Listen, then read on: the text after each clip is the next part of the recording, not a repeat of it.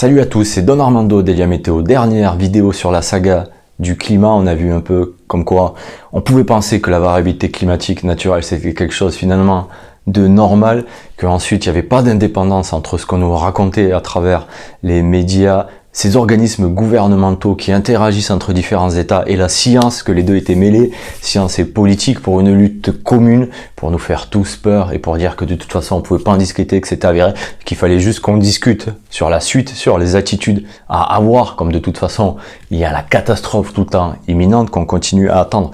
Donc on va voir qu'il n'y a pas, on a vu qu'il n'y avait pas d'indépendance. On va parler de comment on en est arrivé là, au préquel du GIEC, comment petit à petit différents conflits d'intérêts, différentes manipulations ont fait que le GIEC est apparu et que c'est l'idée de certains pour une nouvelle domination économique à travers la planète. Vous allez voir que des industriels milliardaires comme Rockefeller ou Maurice Strong se sont placés dans des institutions écologiques. Donc encore là, on voit bien qu'il y a un conflit d'intérêts pour intervenir dans les politiques à y mener. Ce sont des pourritures qui cherchent à éliminer le CO2 dans leur dire, mais qui ont autre chose dans leur tête, tout simplement parce que ces gens-là sont des industriels richissimes. Le grand-père de David Rockefeller a été l'homme en son temps le plus riche de la planète. Maurice Strong a des intérêts dans tout ce qui est énergie, pétrole, etc. Donc c'est une façon de mettre la main sur quelque chose, de garder les ressources et d'indiquer la marche à suivre aux autres en se faisant toujours plus de pognon. Tout bénef de garder des ressources, imposer un mode de consommation en sachant que c'est le serpent qui va se mordre la queue, car la production d'énergie verte n'est pas gratuite. Cela va permettre de plus en plus de taxes, de coûts sur les ressources et d'en disposer pour ceux qui veulent garder ces énergies. Ça va permettre d'imprimer la façon de faire et les orientations à prendre. Cette oligarchie se fout de notre gueule en nous faisant culpabiliser et en instrumentalisant le climat et le CO2, en mettant en avant une jeune autiste, vous savez tous de qui je parle, qui rate l'école et qui en plus, alors qu'elle est le pur produit de notre société, elle n'est pas arrivée là, dans ce monde où finalement il y a moins de maladies, ou en tout cas on les combat mieux, où l'accès à la technologie permet justement qu'elle répande ces conneries à travers les serveurs internet qui eux-mêmes sont polluants parce qu'ils utilisent de l'énergie. Enfin bon, tout ça pour vous dire qu'il n'y a rien qui tient, il n'y a ni queue ni tête. Même ces gens-là n'y croient pas à ce qu'ils vous racontent, ils se foutent de ma gueule, ils se foutent de votre gueule. C'est donc elle-même le pur produit de notre société, où on vit plus longtemps, où il y a moins de famine, et où le progrès, donc ce que je vous disais, lui permet de piailler sur internet, de raconter ces conneries. Et elle va pas à l'école en plus, donc elle étudiera jamais le climat, donc elle saura jamais vraiment ce que c'est, mais elle dira tout juste qu'il faut marcher pour le climat. Allez-y, marchez, pétez, continuez à produire de l'effet de serre. Bande de nazes, non je déconne. On vit dans un délire collectif, mais les gens marchent pour le climat. L'hystérie collective remplace la raison et le bon sens. Je vais maintenant vous faire un petit peu de lecture pour vous expliquer comment le GIEC a-t-il pu émerger. La première chose, ça serait de dire que suite à l'effondrement des mouvements communistes dans nos sociétés, il fallait reprendre une idée plus généraliste, mais qui continue à perpétuer cette idée que les ressources, les marchandises sont en quantité limitée, et surtout choisir qu'est-ce qu'on va partager et qu'est-ce que certains vont garder. Maurice Strong, malthusien, a été coopté par David Rockefeller, richissime, industriel, homme d'affaires, dans un but précis. Malthusien, ça veut dire la démographie, on essaye de la contenir, comme quoi il ne faut pas qu'il y ait trop de natalité. Le réchauffement constitue un agenda de désindustrialisation néo-malthusien qui fut développé par des cercles d'influence autour des Rockefeller dans les années 70 afin de prévenir l'émergence des nouveaux rivaux industriels indépendants. On voit bien déjà cette guerre finalement économique, énergétique et des industriels, rien à voir avec une histoire de climat. Peu de gens sont au courant des origines politiques et même géopolitiques de ces théories relatives au changement climatique. L'idée d'un impact négatif de l'homme, donc sur la nature, sur le climat, a été développée à l'entre-deux-guerres par la société britannique, par le monde des intellectuels et des économistes anglo-saxons. Ils sont très vite imprégnés du libéralisme, du malthusianisme et du darwinisme. Le darwinisme, c'est aussi l'idée de la sélection naturelle. Il s'agissait pour les membres de ces cercles, dont l'influente société eugéniste, l'eugénisme c'est carrément la sélection génétique pour l'idée de garder les gens les plus efficaces, les plus performants, les plus efficients, enfin les mieux, les plus beaux, les plus intelligents, c'est dans cette idée-là.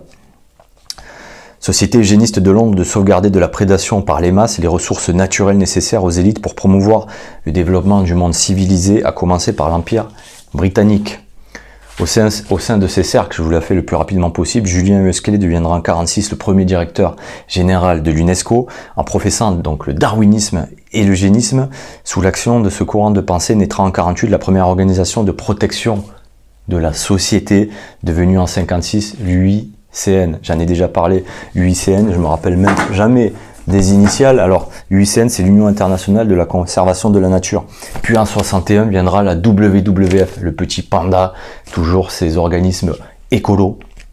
Le cofondateur en fut le prince, c'est là qu'il faut que ça devient intéressant, Bernard des Pays-Bas, vice-président du Royal Dutch Shell, là où vous mettez l'essence, hein, et le vice-président Maurice Strong, le malthusianiste, rappelez-vous, qui a été président de Petro-Canada, puis conseiller spécial auprès du secrétaire général de l'ONU. Comment est-ce qu'on peut être président d'entités pétrolières, industrielles, économiques, et en même temps mettre ses pieds dans l'ONU? J'ai envie de l'insulter, je ne vais pas le faire, mais ce sont des personnages véreux qui sont cooptés, donc lui coopté par les Rockefeller, donc qui rentrent dans l'écologie pour faire passer son message et qui en profitent bien. Rappelez-vous cette histoire, comme quoi maintenant on taxe, comme quoi on garde aussi, certains en tout cas, les occidentaux gardent les énergies et vous obligent à consommer d'une certaine manière. Tout bénef, le mec, tout compris. L'idée d'une menace de l'homme sur la nature va en 67 dans un rapport commandé par le département d'État et Robert McNamara être repris en fait sous une autre forme. Donc l'idée, ça sera que face à l'équilibre de la terreur nucléaire, hein, parce que maintenant tous les pays ont l'arme nucléaire, donc on va pas se la faire péter à la gueule, sinon là on va carrément tous disparaître, plus vite que les dinosaures. La menace de la guerre à l'échelle planétaire ne peut exercer ses fonctions sociales, ce que je vous explique. Il faut donc trouver un substitut qui, par son caractère global, appellera des normes mondiales. Ces fonctions sont donc sociales, la croissance, l'économie, l'innovation technologique, le contrôle social et le défouloir psychologique, on le voit bien. Il y a des gens qui commencent à avoir peur, il y a des gens qui marchent pour le climat, c'est incroyable, on va marcher pour le climat. Et ça est devenu un sujet de société, c'est tous les jours, tout le temps, dans tous les articles. Encore une fois, aujourd'hui j'ai vu que les inhalateurs avaient une influence sur le climat, c'est génial. Il n'y a qu'un l'article sur les mecs qui pètent ou sur les mecs qui rotent, ou sur les vaches qui dégagent du méthane. Enfin bon, ne vous inquiétez pas, ça va arriver. Le mouvement étant lancé, en 1972, la conférence de Stockholm fut organisée sous l'égide de l'ONU. On voit toujours ces industriels qui trempent dans ces organismes qui devraient être finalement, qui ne devraient pas avoir l'influence de ces personnes-là, qui devraient être indépendants, mais ce n'est pas le cas. Donc, sous l'égide de l'ONU, par Maurice Strong, encore celui-là, elle créa le programme des Nations Unies pour l'environnement quelques mois avant était publié le rapport donc, Club de Rome, Halte à la croissance. Ce club fut l'initiative de David Rockefeller qui organisa les premières réunions en Italie dans sa propriété de Bellagio, tant mieux pour lui. Maurice Strong y participa et devint le président en 1974 de la section canadienne. Ce rapport dont les prévisions d'apocalypse ne sont donc jamais réalisées, et après l'ouvrage d'Ehrlich, ça c'est une petite parenthèse, The Population Bomb, le premier vrai manifeste néo-malthusien ou d'idées malthusiennes. J'ai bientôt fini, on y arrive à la fin. En parallèle, l'idée va prendre donc dans différents cercles très fermés, que sont les commissions trilatérales, c'est comme ça qu'on les appelle, qui ont été créées en 1973 par Rockefeller, toujours le même, et The Big New Brzezinski, et encore plus fermé, le groupe Bilderberg, fondé en 1954 par le prince Bernard, rappelez-vous, Monsieur Shell, des Pays-Bas, Maurice Strong et McNamara ont aussi été membres de ces deux organisations. Ces réseaux mis en place ont favorisé l'échange entre ce monde un peu qui nous dépasse, de grands industriels et élitistes, et entre des gouvernements et des diplomates. Ainsi, le rapport Brundtland sera en 87 le premier document à évoquer l'influence de l'homme sur le climat. C'est récent, c'est pour ça que quand vous lisez des bouquins un peu plus vieux, même avant ces années-là, il parlait d'abord plutôt de refroidissement climatique et rien à voir avec l'homme, on parlait du soleil, etc. Enfin, on était encore centré sur la science. Ce délire que l'homme c'est lui qui avait un bouton pour influencer le climat, comme si d'ailleurs c'était quelque chose d'unifactoriel, hein. C'est simplement le CO2 avait une seule influence, enfin c'était lui qui régissait en gros le climat, on est dans ce délire-là, et unifactoriel aussi dans un système qui est multifactoriel, parce qu'on parle de température, depuis tout ça, non, nous on parle toujours que de température, enfin, comme si en fait mettre des thunes dans le budget de l'énergie du CO2, c'est bon, on allait régler un problème aussi complexe que le climat. C'est très bien, c'est génial. Donc je vous disais, premier document à évoquer l'influence de l'homme sur le climat, sur le mode de la catastrophe, préparé par la Commission pour l'environnement et développement de l'ONU, dont Maurice Strong est un membre influent, toujours lui. Ce rapport pointe les méfaits imputés aux consommations d'hydrocarbures et de charbon, prévoit des grosses catastrophes pour le début de ce siècle, on les attend. Un rapport qui inspirera le G7 de Toronto en 88, qui aboutira à la création du GIEC. Oui, alors le rapport Toronto, oui, c'est bien en 88, et le GIEC a bien été créé en 88, ce GIEC dont les membres sont nommés par les gouvernements et pas désignés par la communauté scientifique. Le but n'est pas d'étudier si oui ou non il y a réchauffement climatique, parce que c'est un consensus, on entend toujours c'est sûr, c'est réchauffé là, c'est chaud. Il s'agit d'en évaluer l'importance et les conséquences. Donc ce GIEC, en fait, c'est pas, on discute pas, on dit juste qu'est-ce qu'on doit faire pour que tous les États soient concernés par des régulations qui dépassent leur souveraineté. Et il convient que la menace soit planétaire. Donc c'est bien. Moi qui voyage un petit peu, je vous assurerai qu'il y a des pays, on s'en branle, mais bon, comme c'est nous qui avons la même mise, les Occidentaux globalement, sur la planète, le seul un peu qui coince là, c'est notre ami des États-Unis. Mais bon, passons. Il convient que la menace soit planétaire. Il faut aussi trouver une cause à cette menace et pouvoir agir. Le CO2 remplit bien ce rôle. C'est donc sur ce gaz, le CO2, politiquement rentable, qu'on doit focaliser le débat. Je vous ai parlé tout à l'heure de cette histoire. Comment on peut expliquer le climat, ce truc multifactoriel, juste avec un seul facteur, et surtout s'acharner sur un seul facteur du climat, la température. Alors que son rôle dans l'effet de serre n'est même pas tranché. Si vous arrivez à suivre mes longues vidéos qui l'expliquent, vous verrez, vous comprendrez pourquoi. La suite, on la connaît.